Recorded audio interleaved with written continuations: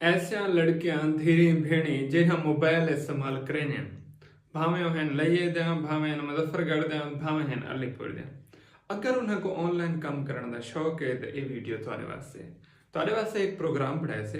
अगर तुम्हारे कने एक अच्छा मोबाइल है और तुसा अच्छी मोबाइल यूजर है तो असां तुमको ऑनलाइन काम सीखेसूं।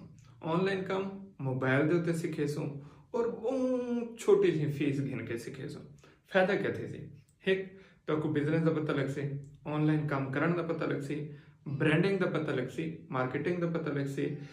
बाकी जिमें लड़कियां औरतां काम करें पिनो किवें काम करें तो आपको ये पता लग सी। मतलब असा सारी चीज़ें को तुहारे कने प्रैक्टिकली करवेसूं। ठीक महीने डेढ़ के बाद तुसा ही मोबाइल के उत्ते अपना अच्छा कारोबार घर बह के इज्जत नाल ऑनलाइन काम करेंदे बैठे हो सो। करना क्या है, ही मोबाइल के उत्ते जरा सारा दिमाग